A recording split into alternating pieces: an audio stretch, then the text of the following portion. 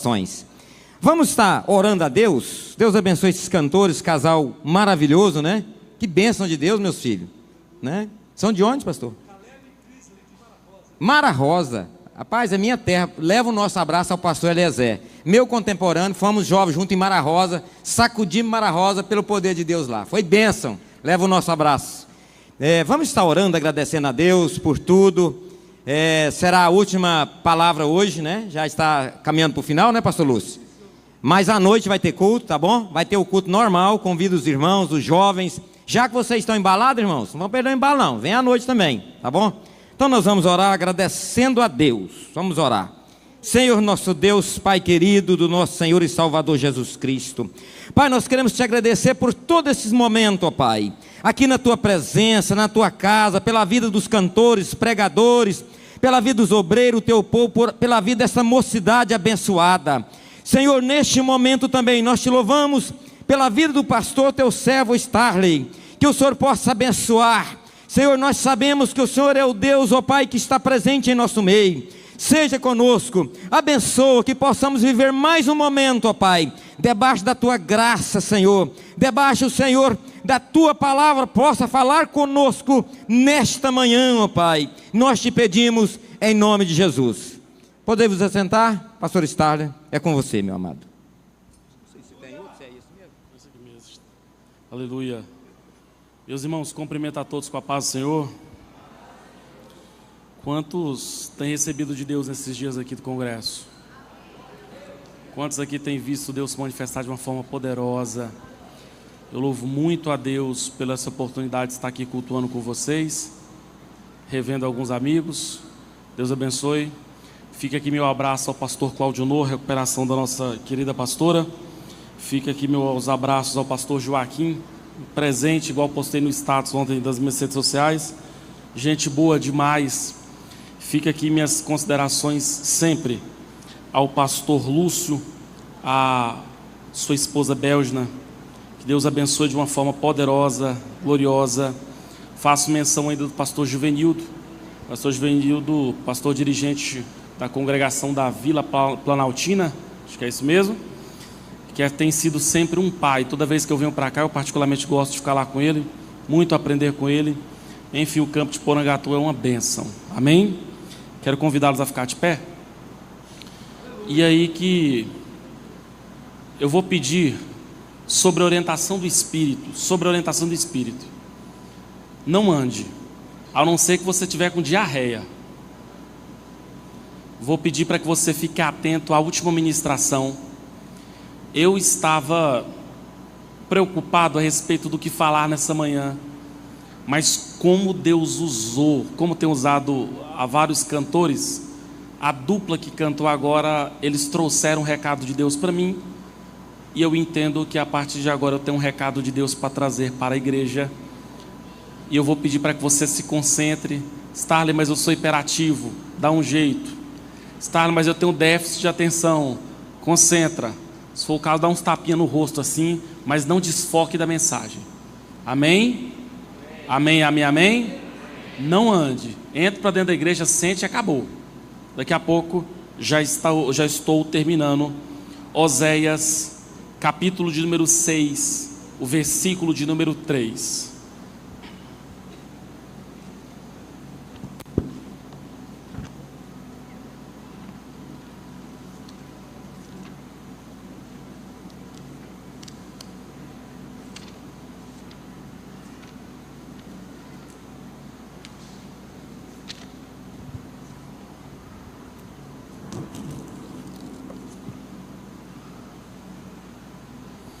Oséias, capítulo de número 6, o versículo de número 3, vai falar sobre a missão de todo cristão, de todo jovem, de todo adolescente.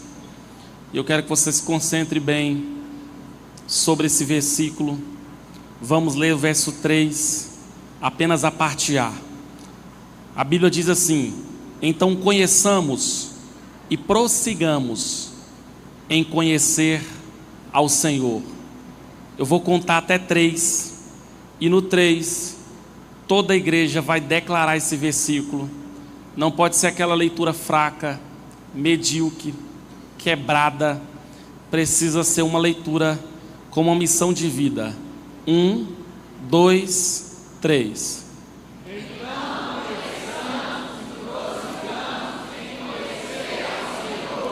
Podem se sentar.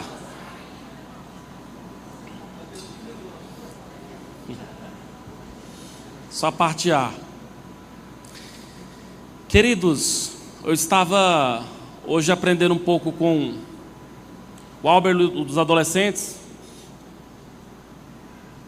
E eu estava falando para eles sobre a necessidade e a importância de nós conhecermos a Deus. E passar isso para os adolescentes e para os jovens. As estatísticas têm mostrado que muitos de vocês são adolescentes quando ingressam na faculdade, necessariamente por projeto de Satanás, alguns infelizmente abandonam a fé.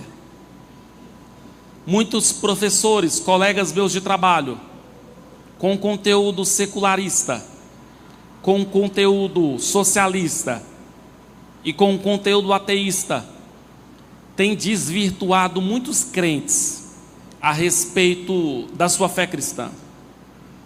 Mas para essa geração pós-moderna, aonde nós não podemos abrir mão dos nossos valores, sem sombra de dúvidas, Oséias capítulo 6, verso 3, é um grito de Deus ao nosso espírito aqui nessa manhã. Profeta Oséias, num contexto complexo, onde o pecado dominava e reinava, Oséias declara, falando sobre a necessidade do povo de Israel, não apenas conhecer, mas uma vez que começar a conhecer a Deus, não desistir, prosseguir nessa infinita jornada. A minha proposta aqui nessa manhã não será outra, ao não ser falar o porquê o nosso Deus, o Deus do judaísmo cristão, o Deus dessa igreja, porquê que ela é diferente dos demais deuses, o porquê que o nosso Deus é tão poderoso. A pergunta que eu fico a lhe fazer nessa manhã é essa: quais são os atributos que Deus tem que o faz diferente dos outros deuses? Quais são as marcas que o nosso Deus porta que o faz tão poderoso, tão glorioso, tão santo? Simplesmente, quais são os adjetivos que ele carrega consigo, pelo qual nós devemos reverenciá-lo e adorá-lo? E eu separei alguns argumentos para provar a vocês nessa manhã o porquê o nosso Deus é tão poderoso. O nosso Deus é o único Deus da história da civilização humana que pode rogar um atributo para si que nenhum de nós podemos. Possa ser que por pura ignorância você tenha aberto a sua boca nos últimos tempos para dizer assim: eu não gosto de depender de ninguém. E eu concordo quando você abre a boca para fazer tal afirmação. Mas a pergunta é: será que é possível viver nesse tempo sem depender de ninguém? Será que o sapato que você estiver usando foi você quem fez? Será que a roupa que você estiver usando foi você que costurou? Será que a comida que você come sempre é você que faz? Porque se porventura você não estiver fazendo tudo o que você usa, tudo o que você consome, tudo o que você carrega, eu preciso te relembrar uma coisa aqui nessa manhã: você é um ser totalmente dependente dos outros seres humanos. A prova disso, ao nascermos, nós precisamos de um médico especialista no processo do parto. Nós precisamos de alguém, inclusive, para dar um tapa em nós. Eis aí o motivo pelo qual a vida é tão difícil. A gente já nasce apanhando. Certamente a nossa casa foi feita por alguém, o acabamento por alguém. Eu quero que você entenda que o conhecimento, ele é distribuído a todos, mas nem todos portam todos os tipos de conhecimento. Eu, particularmente, estava um dia na porta da faculdade, vi um acidente, e ao ver um acidente, quando eu cheguei para perto, um casal tinha acabado de sofrer uma colisão de moto. Eu cheguei para perto e ele olhou para mim, abriu a boca e falou assim: Starley, não deixa eu morrer. Eu, assustado, voltei para trás. Perguntei: como é que você sabe o nome, mano? Aí ele falou assim: eu já te vi pregar 2 vezes. Quando eu estava entrando em estado de choque, tão agoniado quanto ele, simplesmente chega uma médica, em questão de menos de 10 minutos, ela resolve todo o conflito e o caos. Agora presta atenção, se essa médica anda 1 quilômetro e o carro dela quebra, adianta o que conhecimento de medicina para um carro quebrado? Nada.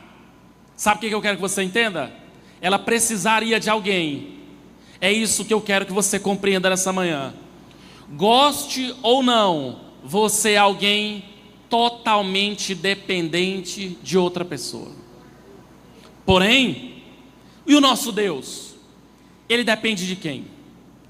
O nosso Deus precisa da autorização de quem para decretar uma vitória? O nosso Deus precisa da permissão de quem? Então, eu quero começar a inaugurar um novo conceito aqui nessa manhã. O conceito da independência de Deus. E o Dr. Wayne Grudem diz assim: a independência de Deus se define assim. Primeiro, Deus não precisa de nós, nem do restante da criação para nada. Essa é a primeira realidade. Deus não precisa de nós, nem do restante da criação para nada. Porque tanto nós, quanto o restante da criação, não podemos ajudar Deus em nada, mas mesmo sendo independente, o nosso Deus, nós podemos dar alegria a Ele. Como? Glorificando e exaltando o seu santo e poderoso nome. Logo, a Bíblia Sagrada vai dizer que no auge do contexto de luta, de dor e de sofrimento, os céus se abrem e Deus chega e pergunta para Jó, dizendo assim: Jó, quem primeiro deu a mim para que eu possa retribuir-lhe? Olhe bem na pergunta que eu vou lhe fazer. Já fez um favor para alguém? Melhor, alguém já fez um favor para você? Já te emprestou dinheiro? Já te tirou do momento de luta e de adversidade? Porque se você um dia precisou da ajuda de alguém, com certeza no dia que essa pessoa precisar da sua ajuda, você vai ter que ajudar.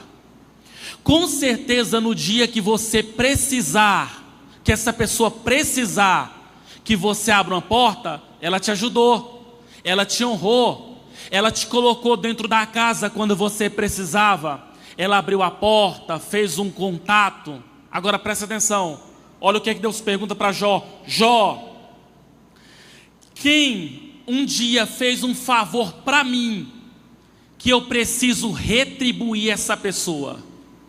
Quem um dia precisou me emprestar um dinheiro, abrir uma porta? Quem um dia precisou fazer algo que eu ficasse devendo para essa pessoa? E eu preciso te relembrar aqui nessa manhã, juventude, que não foram os anjos que fizeram o trono que Deus está sentado. A coroa sobre a sua cabeça não foi fabricação das miríades celestiais, nem um cetro representando a sua monarquia poderosa. Sabe o que eu quero que você entenda? Não importa o que você faz para Deus, Deus simplesmente não ficará nos devendo absolutamente nada. Agora, toda vez que Ele fez algo por nós, Ele sempre vai requerer de nós o nosso coração, a nossa mente e o nosso corpo. E a pergunta é: o que Ele fez por nós? Resposta: ele um dia saiu do seu trono, caminhou entre os homens, ele foi até a cruz do Calvário, ele desviou nossa rota do inferno, pegou a nossa ficha que nos era contrária, e ele está bradando para você aqui nessa manhã: entrega o teu coração para mim, entrega os teus sonhos para mim, entrega os teus projetos para mim, porque eu tenho uma vida fantástica na minha presença. Confia, porque a Bíblia diz que os que confiam no Senhor serão como os montes de Sião, que não se abala, mas permanece firme para sempre. O Salmo 20, o verso 7 diz: uns confiam em carros, outros confiam em cavalos, mas nós faremos menção do nome do Senhor, o nosso Deus. Não coloque a sua fé nos homens, coloque a sua fé num Deus que é independente, poderoso, glorioso, santo, indestrutível. Logo, Ele é aquele todo-poderoso. Está aqui nessa manhã. Ele não fica devendo nada a ninguém. Quando você faz algo para a obra dele, ele certamente fará algo para você. E a pergunta é: Starley, Deus dá testemunho sobre isso? Preste atenção. É verdade que mesmo ele não dependendo de nós, nós podemos fornecer a ele alegria. E mesmo sendo um Deus tão grande, há algo na Bíblia que é espantoso. Como é que um Deus tão grande pode se alegrar com nós que somos tão pequenos? Coloque na sua cabeça que nós somos uma gota de água e Ele é maior do que todos os oceanos. Coloque a sua cabeça que nós somos simplesmente um pedaço de gelo, mas Ele é maior do que a calota polar ártica. Coloque na sua cabeça que nós somos referências de erro, mas Ele é referência daquilo que é certo. Coloque na sua cabeça que nós somos uma pequena pedra, mas Ele é a poderosa montanha. Coloque na sua cabeça que nós estamos limitados a tempo e espaço, mas o nosso Deus é maior do que anjos, do que demônios, do que o sol, do que a lua, do que as estrelas. Coloque na sua cabeça que nós não podemos nada, mas o braço do nosso Deus pode tudo, para o louvor e para a glória do seu nome. E eu já recebo a autoridade de Deus para dizer para você: no dia que Ele resolver te entregar a sua vitória, Ele não vai precisar pedir a opinião do arcanjo Miguel ou o conselho dos anjos. Sabe por quê? Ele é um Deus que faz tudo sem tomar conselho, sem convenção. Quando Ele declarar a sua vitória, Ele só precisa que você creia, e certamente Ele vai cumprir a promessa, para o louvor e para a glória dEle, que é o Todo-Poderoso, independente, indiscutível, o Todo-Poderoso. E eu sinto a presença dEle aqui nessa manhã. Diga assim comigo: Deus é independente. Diga: Ele não depende de ninguém. Mas segundo, Deus, Ele tem um atributo que só Ele tem. Ele tem um atributo chamado de imutabilidade. Presta atenção. E se eu falar para vocês que eu selecionei 10 pessoas aqui e vou colocar a foto de vocês do Facebook, sua foto há 10 anos atrás. Vou te fazer uma pergunta: você tem o mesmo peso? Você tem o mesmo cabelo? Ficou mais feio ou ficou mais bombom de 10 anos para cá? Pastor Joaquim está dizendo que cada ano que passa o homem está mais bombom. Ficou mais rico ou mais pobre? Ficou mais magro ou ficou mais gordo? Crente não engorda, crente prospera, não é? Sabe o que eu quero que você entenda? Nós mudamos. Você quer ver um exemplo? Vou perguntar aqui para os jovens e adolescentes. Para os jovens, que eles devem ter pego essa fase. Você se lembra quando você era criança? Ia para a escola, mochilinha do Homem-Aranha. ia para a escola, você e seus coleguinhas, o clube do bolinha. Aí sabe o que aconteceu? Não tinha problema vocês usar a mesma mochila, a mesma sandália, brincar das mesmas coisas. Lembra das meninas? Não tinha problema ser o mesmo laço. Você ligar, eu falei para vocês que eu tenho um dom de revelação? Ligava no Bom Dia e Companhia. Quantos aqui já conseguiram falar? Quantos aqui já atenderam, já conseguiram falar com o Yudi e a Priscila? Teve alguém? Rapaz, das vezes que eu dou aula, eu só consegui um aluno que conseguiu falar. E eu perguntei, ganhou o PlayStation? Ele falou assim, o PlayStation não, mais raiva. Por quê? Porque a gente percebia que a gente amava aquelas coisas. Cara, era bom demais. Só que o tempo foi passando, sabe o que aconteceu? Você começou a ter uma espécie de rejeição com crianças. Aí você estava entrando na fase da adolescência.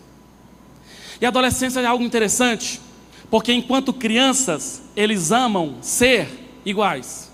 Adolescentes amam ser diferentes. É por isso que eu dou aula para aluno que faz de propósito. Eles vão para a escola com tênis de um jeito, de um modelo, e outro tênis de outro. Cabelo das meninas roxo, azul, rosa. Adolescentes têm outra característica. Eu falo para as meninas, pelo amor de Deus, se eu pegar a mochila de vocês e revirar, kit de maquiagem e escova cai aos quilos. Dos meninos, outra característica deles, eles falam assim, e aí, professor? Aquela voz fina, com aquela voz grossa. Os meninos que corriam das meninas, vai entrando na adolescência, na fase da juventude, os pitbullzinhos começam a crescer, eles começam a correr para as meninas.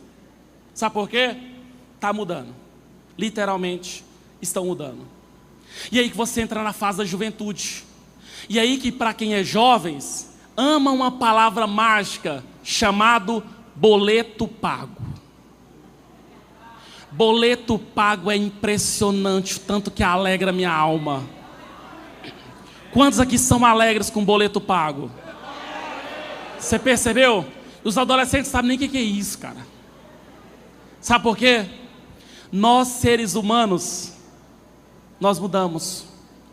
Nós somos mutáveis. O tempo vai passando e vai mudando. Você vai sofrendo dor, vai passando pelo processo do sofrimento, da angústia, da decepção. E aí que a Bíblia vai instaurar o projeto que é o ápice da vida. Já conversou com aquela irmã que serve a Deus há mais de sabe-se Deus quantos anos?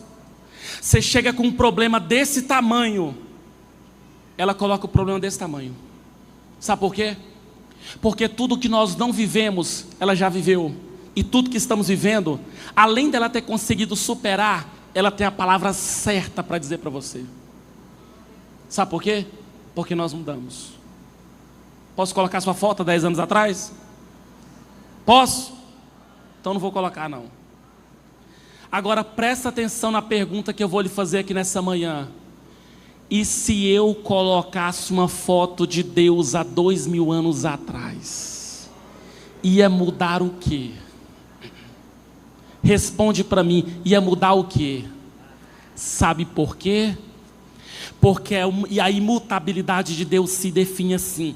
Deus é imutável no seu ser, nas suas perfeições, nos seus propósitos e nas suas promessas. Sabe o que eu quero que você entenda? Que a Bíblia Sagrada mostra um Deus que está sentado sobre o trono, que Ele é perfeito, glorioso, oh glória, isso me alegra. Eu não sou pregador de frase de efeito emocional que diz assim, ele vai abater teu inimigo. Eu não sou pregador de uma mensagem triunfalista. Eu prego que o homem não pode nada, mas existe um Deus no céu que pode tudo. Eu quero lhe falar aqui nessa manhã, o seu Deus continua o mesmo ontem, hoje e eternamente. Eu quero dizer para você aqui nessa manhã, que o nosso Deus ainda derruba as muralhas de Jericó, que o nosso Deus quando descia aqui na terra fazia monte tremer e terra fumegar, que o nosso Deus pavimentou um caminho no meio do mar vermelho, e quando o povo atravessou, Deus moveu toneladas toneladas e toneladas de água em favor do seu povo. E eu quero te dizer aqui nessa manhã, se você se prostrar perante esse Deus, Ele vai abrir porta, a muralha vai cair, a promessa vai cumprir, o milagre vai acontecer, o teu pai vai se dobrar a Jesus Cristo, a tua família vai se render para a glória dele, Ele vai te colocar na faculdade que você quer, Ele vai te usar no propósito que você quer. Ele está aqui nessa manhã porque Ele é o Todo-Poderoso. Porém, temos uma treta para resolver aqui nessa manhã. Se Ele é imutável, eu tenho uma pergunta para fazer para a igreja. Será que Deus pode revogar um decreto que Ele mesmo deu? Será que Deus pode cancelar um decreto que Ele mesmo emitiu? Eu preciso te relembrar que Deus declarou a Moisés que o povo de Israel iria morrer. Deus declarou a Ezequias que ele morreria. Deus declarou a Jonas que ele destruía a cidade de Nínive. Só que sabe o que aconteceu? O povo de Israel não morreu. Ezequias não morreu com a profecia de Isaías. E a cidade de Nínive não foi destruída com a pregação de Jonas, mesmo Deus tendo emitido um decreto. A pergunta é, por quê? Por que que Deus revogou o decreto? Eu preciso dizer para você, porque Moisés se entregou à tarefa da oração, porque Ezequias se entregou à tarefa da oração, porque Nínive se arrependeu e orou a Deus. A oração revoga decreto, inclusive feito pelo próprio Deus. E eu preciso dizer para você, plante o seu joelho dentro da sua casa, chegue perto para Deus, porque se Satanás tem lutado e tem tentado entrar dentro da tua casa, quando ele tentar entrar, ele vai dar de cara com Jesus Cristo de Nazaré da Galileia. Ele ainda revoga decreto de maldição. Pega na mão da pessoa que está do seu lado. Diga assim: Deus é imutável. Diga, Ele não muda. Porém, uma atitude sua pode fazer o decreto de Deus ser revogado. Diga a oração. Eu posso pedir que você ore com seu colega aí agora? Eu posso pedir para que você simplesmente feche os olhos, ou você tem vergonha de orar, assembleiano? Eu posso pedir para você entre em oração com seu colega aí nessa manhã. E talvez você me pergunte assim: Stalin, mas eu vou orar pelo quê? Eu preciso te relembrar na Bíblia Sagrada que quando Moisés orou, simplesmente Deus deu a vitória. Não pare de orar. Eu preciso te relembrar que quando o rei Ezequias orou, a Bíblia diz que ele colocou simplesmente o seu rosto sobre os seus braços. E o texto sagrado diz que Deus falou para Isaías: Isaías, volta lá, não pare de orar, abre a boca para orar. Isaías volta e diz para Ezequias que eu estou dando 15 anos de vida. Por que eu estou lhe pedindo para você orar? Porque hoje o Espírito Santo está soprando vida em jovens que estão orando aqui nessa manhã. Hoje, onde houver maldição, o Espírito Santo está soprando a bênção. Aonde tiver derrota, o Espírito Santo soprará a vitória. Aonde tiver simplesmente trevas, o Espírito Santo soprará a luz. Enquanto você está orando, é a frase do Dr. Amibaldos: quando a igreja ora, a igreja vê Deus trabalhando. E é isso que eu quero que você entenda. Tem jovens que estão aqui nessa manhã, que estão simplesmente passando por luta, por adversidade. Eu não estou aqui para pregar que Ele vai te tirar da luta, mas eu recebo a autoridade de Deus para dizer para você: Ele vai passar esse momento com você.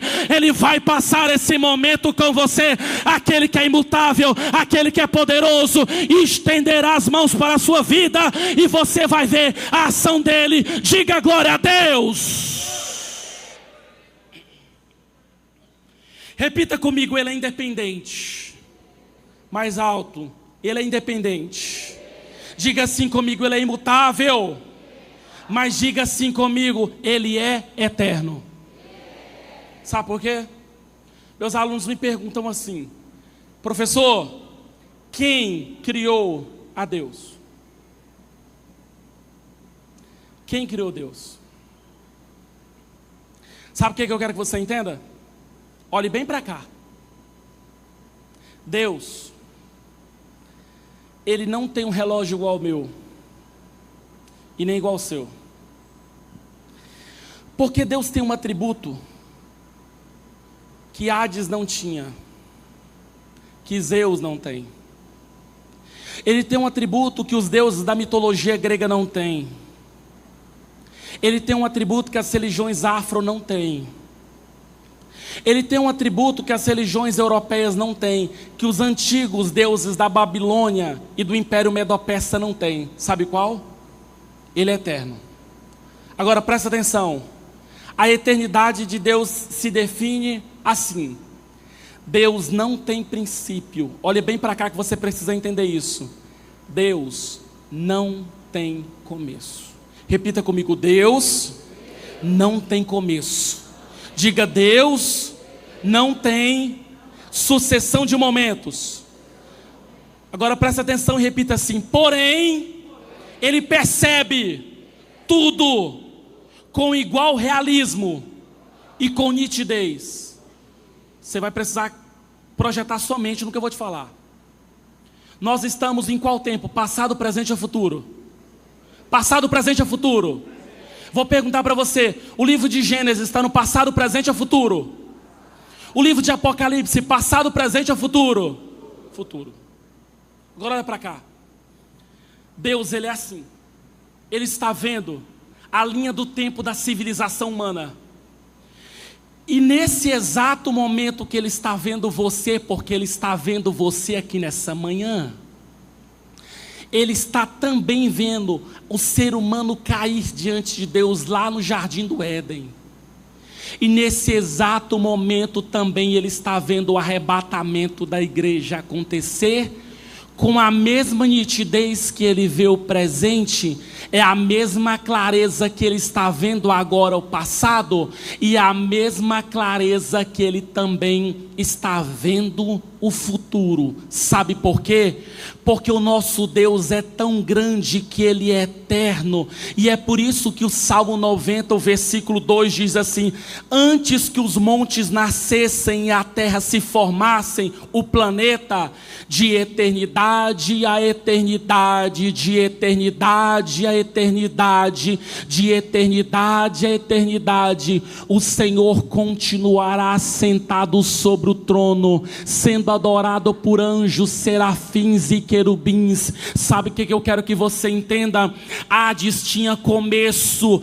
Sabe o que eu quero que você entenda? Poseidon tinha começo. Sabe o que eu quero que você entenda? Que os Exus da Umbanda têm começo e tem final. Sabe o que eu quero que você entenda? Que os espíritos do Candomblé têm começo e tem final. Sabe o que eu quero que você entenda? Que Buda teve começo e tem final. Mas o Deus que essa igreja está na presença aqui, Ele começou o começo e finalizará o final. Ele é antes do Gênesis e é depois de Apocalipse. Ele consegue estar no passado, no presente, no futuro. Ele não tem altura, não tem largura, não tem profundidade. Ele é um Deus grande e poderoso. Ele é grande, nós somos pequenos. Ele é poderoso, nós somos fracos. A mão dele faz, a nossa não faz. Ele está aqui nessa manhã, e é na fé nele que você deve sair. Acredite, coloque a sua fé nesse Deus, porque Ele te ama, e a prova disso é que você está aqui nessa manhã. Agora, o nosso Deus, Ele é eterno? Sim. Mas porém, Ele tem uma outra vantagem, um outro atributo. Ele é onipresente. Sabe o que significa onipresença? Significa que Deus está em todos os... Está errado também. A gente aprendeu que onipresença é o fato de Deus estar em todos os... Está em todos os... Vamos mudar a definição nessa manhã. Onipresença de um pressuposto teológico não é Deus estar em todos os lugares. É todos os lugares é que estão... Jeremias, todos os lugares é que estão em Deus.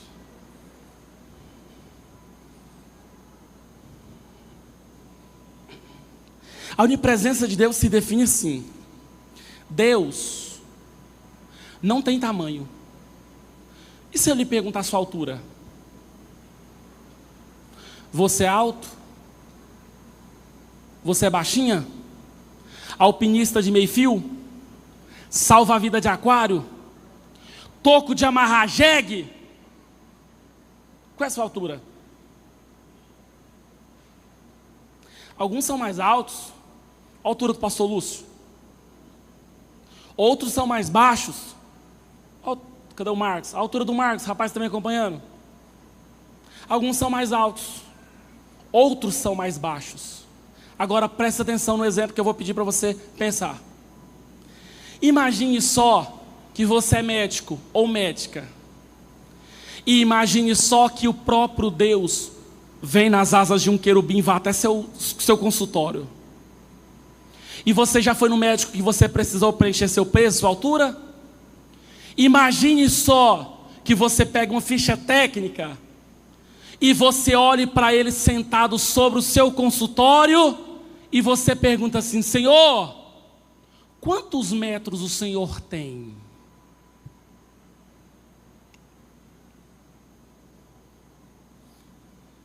Ele ia olhar para você e ia dizer assim: escreva aí, eu não tenho altura,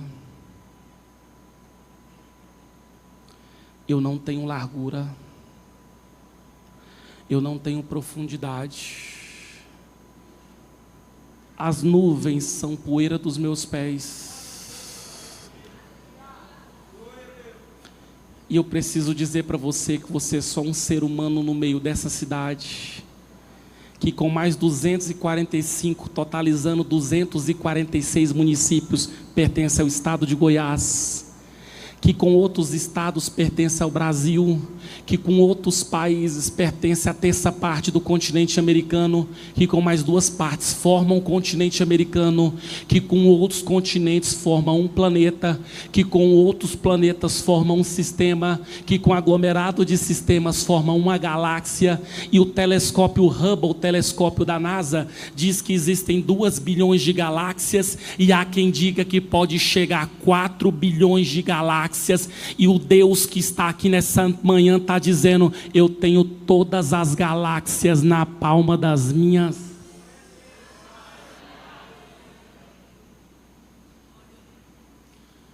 Está achando que ele não tem poder para salvar seu marido? Está achando que ele não é grande para resolver seu probleminha? Sabe o que eu vim profetizar aqui nessa manhã? Deus está presente dentro do seu coraçãozinho pequenininho. Recebe aí o Salmo 139 do verso 7 ao 10. É Davi quem questiona: Senhor, para onde eu fugirei do teu espírito? Para onde eu fugirei da tua face? Se eu subo os céus, tu estás. Se eu faço a minha cama debaixo do abismo, tu estás também. Se eu tomo as asas da alvorada, tu estás. Se eu me vou até o fundo dos oceanos, Índico, Pacífico, Atlântico, até lá tua mão vai me suster. Eu recebo a autoridade de Deus para dizer aqui nessa manhã: nesse vale da sombra da morte, nesse momento de dor, de angústia, de sofrimento, nessa cova dos leões, nessa decepção, nessa traição, Jesus está lhe dizendo aqui nessa manhã: eu continuo com você, te protegendo, te guardando, te guiando, te direcionando. Eu estou pregando nessa manhã um Jesus Cristo que é perfeitamente onipresente, e Ele é soberano nos céus e na terra. E Daniel, fica tranquilo, o leão vai jejuar. Sabe por quê? Porque quem pode te abandonar já te abandonou, mas Ele está dizendo para você: confia em mim, porque eu não vou te abandonar jamais. Jamais eu vou abandonar você. Por fim, eu preciso dizer de um outro atributo que Deus tem. Esse Ele deu para nós. Sabe qual? O atributo do amor. Sabe o que é amar? Você sabe que existe um livro de filosofia chamado Banquete. Filósofos, sabe o que eles foram fazer? Discutir sobre o amor. Sabe o que alguns disseram? Como Platão: vocês não sabem o que é amor? Eu vou falar o que é amor. amor é desejo. E perguntaram para Platão, o que é desejo? Ele diz, desejo é falta. Falta? O que é falta? Falta aquilo que eu não tenho. Sabe por quê? Porque eu amo aquilo que eu desejo. E eu desejo aquilo que eu não tenho. Porque depois que eu tenho, eu já não desejo mais. Lembra que você era louco na bicicleta? Ganhou a bicicleta, lavava a bicicleta, cuidava da bicicleta. E seu sonho agora é mobilete, andar de mobilete pelas ruas de Porangatu. Depois de um tempo você não queria mais a mobilete, queria uma moto. Depois da moto você percebeu que é chuva demais. Caiu de moto, você já não quer mais uma moto, você quer um carro. Por quê? Porque simplesmente você nunca está satisfeito com o que você tem. Você sempre fica correndo atrás daquilo que você não tem. Isso para Platão era amor. Segundo, a Bíblia Sagrada vai nos dar um novo conceito de amor. E aqui, irmãos, eu vou até meus últimos minutos contando para você a história mais bela que existe. Parece até conto de carochinha. Mas esse Deus imutável, onipresente, eterno, Ele estava sentado sobre o seu trono. Sabe o que Ele fez um dia? Isso é o que eu vou falar daqui para frente.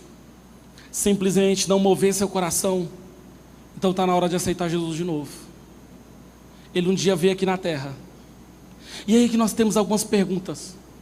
Ele poderia ter vindo na terra com 30 anos de idade, ter cumprido o seu ministério e ter voltado para os céus. Mas ele veio para cá como um bebê e nasceu normal. Você sabe que Deus sabe conversar, não sabe? Você sabe que Deus sabe andar, não sabe? Você sabe que Deus sabe comer, não sabe? Só que você viu o que Ele fez?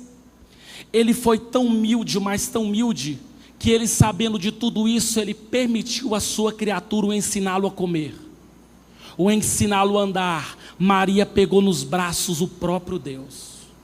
Só que chegou um tempo, Ele entra para dentro de uma sinagoga, Ele abre a Bíblia, Ele abre o pergaminho no profeta Isaías e diz assim: o Espírito do Senhor está sobre mim, e o Senhor me ungiu para evangelizar aos pobres, pôr liberdade aos cativos, e fiquem tranquilos.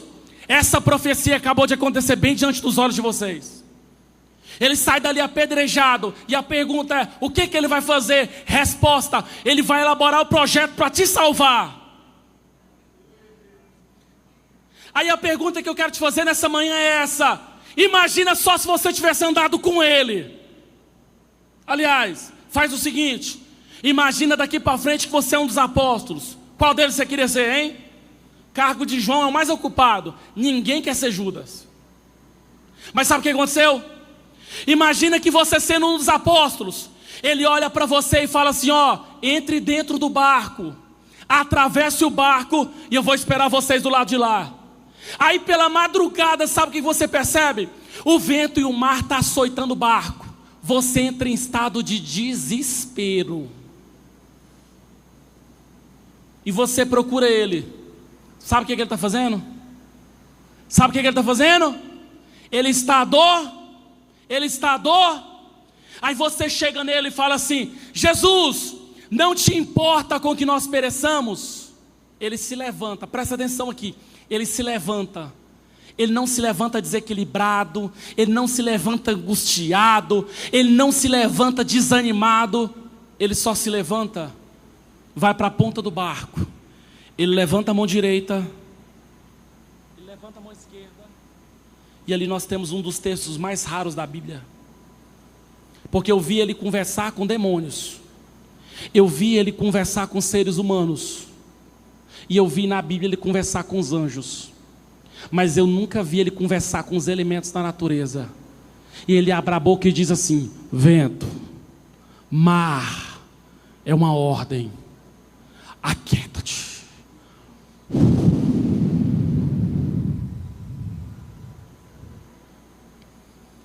Os apóstolos perguntam: quem é esse que até o vento e o mar obedecem o poder das suas mãos?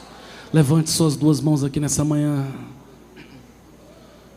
Eu profetizo que as tempestades que têm açoitado o teu barco, eu profetizo que as tempestades com que tem assolado a sua vida, no dia que Jesus Cristo for convidado por você, Ele levantará a mão direita e a mão esquerda, e eu profetizo que essa tempestade vai abaixar e vai reconhecer a voz do Jesus Cristo que você está se entregando aqui nessa manhã. Confia nele, porque certamente a tempestade vai passar para o louvor e para a glória do nome dele. Abaixe suas mãos. Você já fica assim em estado de choque. Aí vocês chegam do outro lado.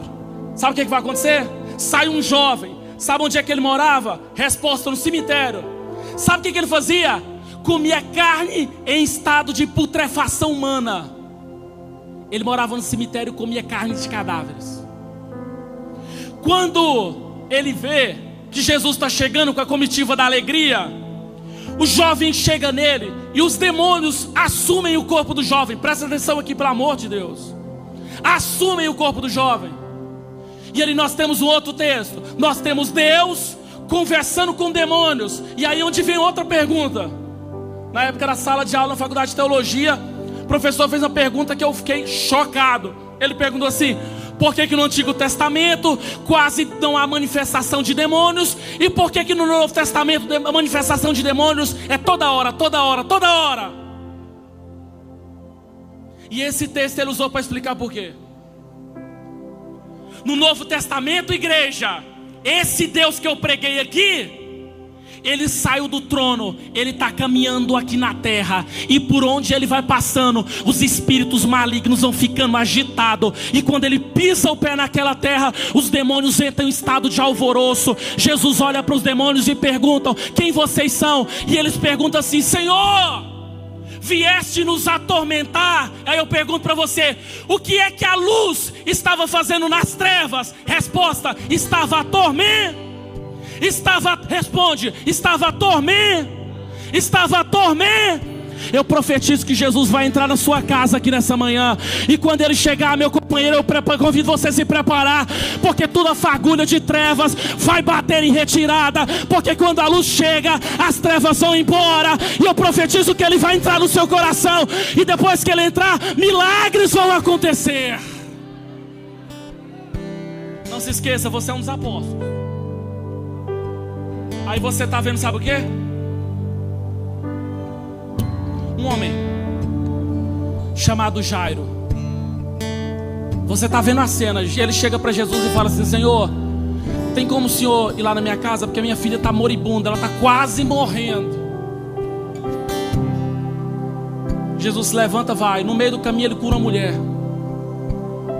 Aí enquanto ele está curando, o servo, o empregado da casa de Jairo, chega de Jairo e diz assim: presta atenção, Jairo, não incomodes mais o mestre. Sabe por quê? Porque a menina já está. Responde, fala comigo. A menina já está? Ela já está? Aí Jesus olha para Jairo e diz: não, Jairo, ela não está morta, ela está apenas. É aí que Jairo fica num dilema: acreditar no empregado ou acreditar no filho da Maria? Vou acreditar em quem? Jesus diz para Jairo: se arruma e vamos para sua casa. Sabe o que ele chegou lá? O que Jesus encontrou? Uma cerimônia fúnebre.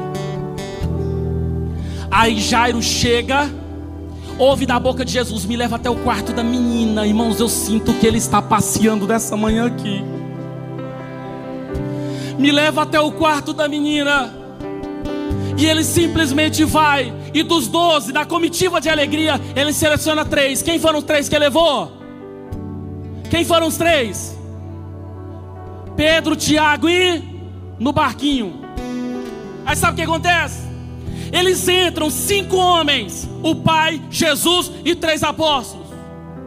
Aí sabe o que ele vai fazer? Ele vai levantar aquela mão direita de novo. Ele põe a mão no peito da menina e ele fala assim: Talitá cumi. Sabe o que significa? É uma ordem. Menina, levanta.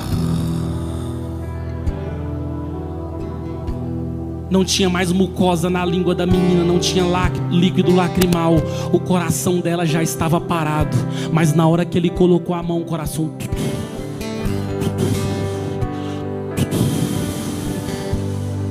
Sabe o que eu quero dizer para você? Jesus, ele simplesmente estava querendo ensinar uma seguinte regra para Jairo. Das gêmeas, pastora, uma delas acorda com mais facilidade ou uma acorda com mais dificuldade? Quem das duas, hein? Tem mais dificuldade para acordar? A quem acorda primeiro? A Agnes acorda primeiro, mas a outra tem que estar chamando. Já teve aqueles filhos assim que você para acordar, menino, tem que ser uma luta. João Vitor é terrível para acordar. João Vitor para acordar é bora João Vitor. Sabe o que Jesus estava ensinando para Jairo? Jairo, olha bem para mim e não se esqueça da regra que eu vou te ensinar. Sabe por que eu disse para você naquela hora, Jairo, que a menina não estava morta, ela estava dormindo? Para dizer para você com que a mesma facilidade que você tinha para acordar ela do sono, eu que sou todo poderoso tenho para levantar ela da... Eu tenho para levantar ela da morte. Sabe por quê?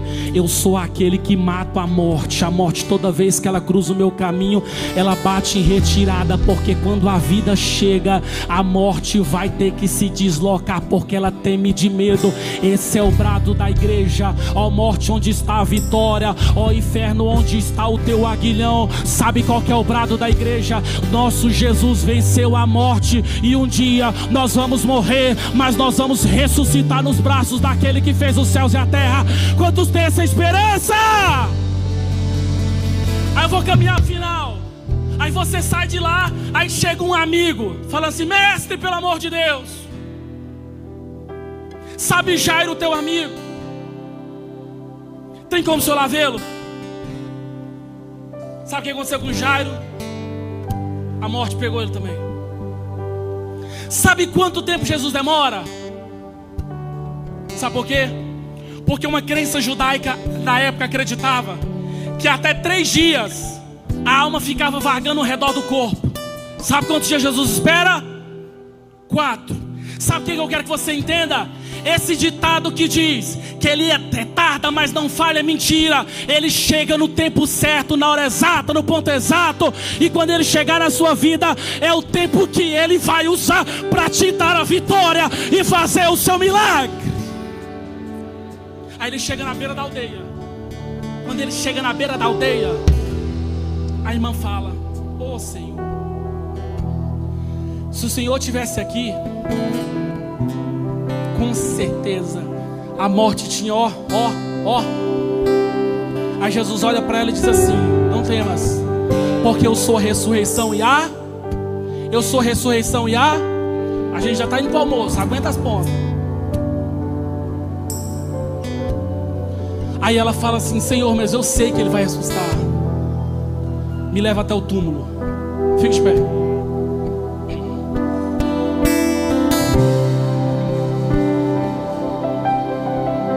Olha para cá. Me leva até o túmulo. Ele vai até... Presta atenção aqui. Ele vai até a entrada do túmulo. Imagine você, cavernas com vários cadáveres. Imagina a multidão, alguns acreditando e outros não. Só que você sabe o que ele vai fazer, galera? Ó.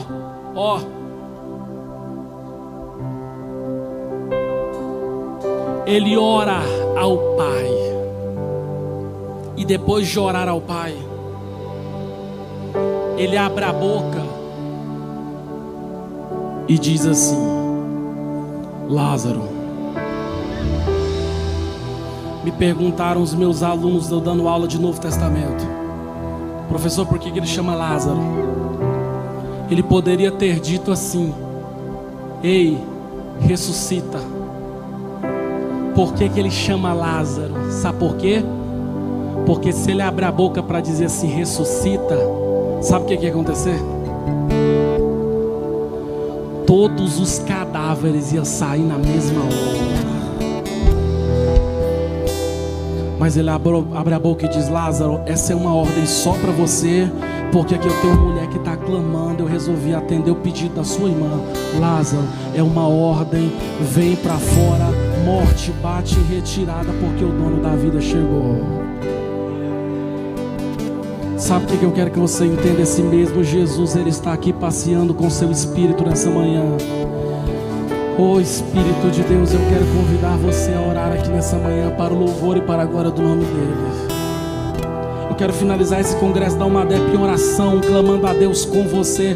E a oração eu quero que você pegue na perna da pessoa que está do seu lado, para que a gente ore, para que Jesus entre de uma vez por todas na casa dessa pessoa aqui nessa manhã.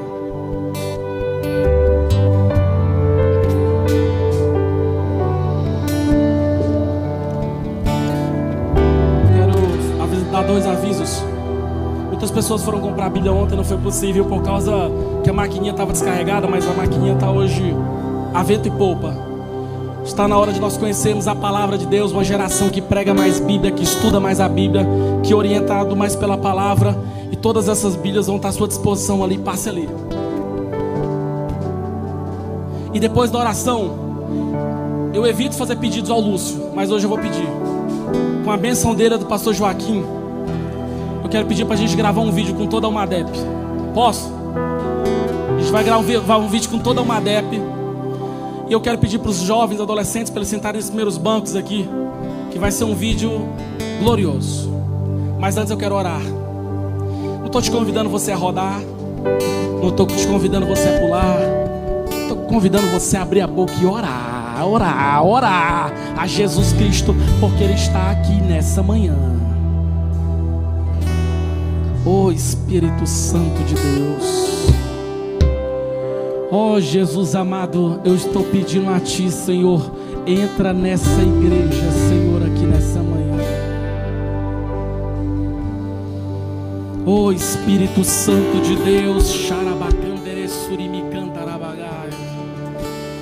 Espírito Santo, eu peço a Ti, Senhor, ordena, ó Deus, da Tua bênção, da Tua graça e da Tua misericórdia.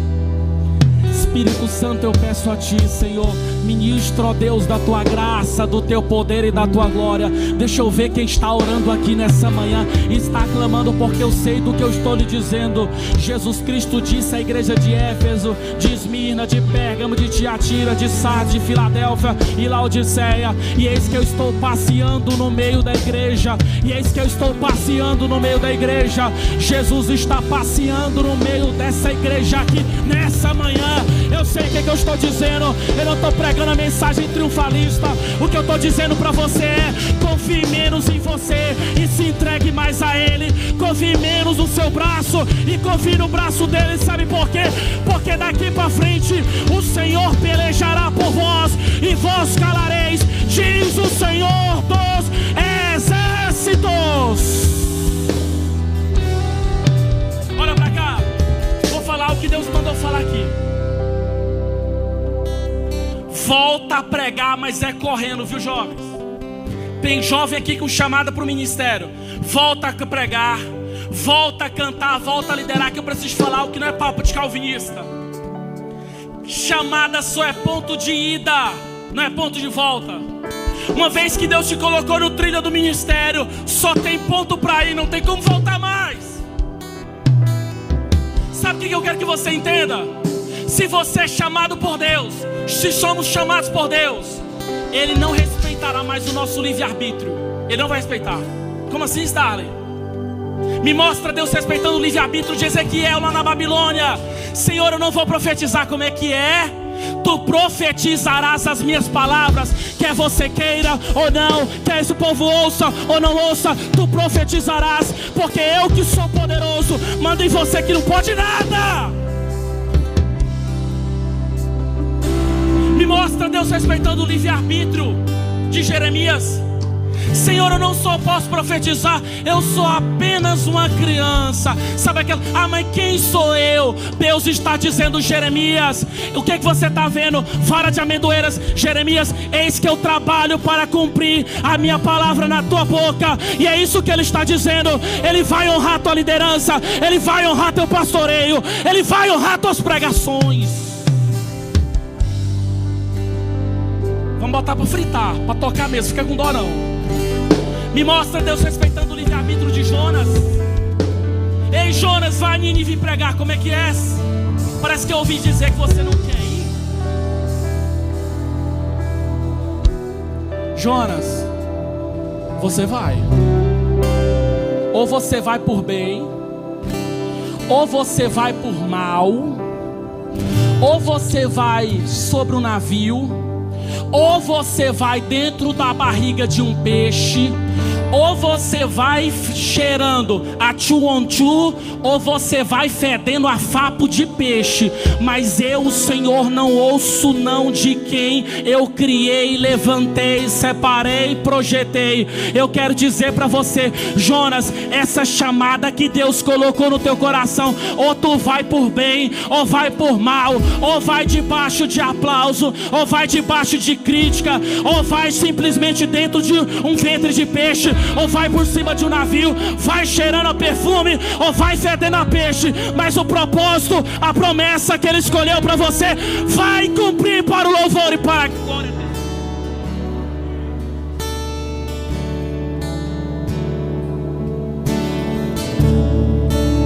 O Espírito Santo está aqui nessa manhã.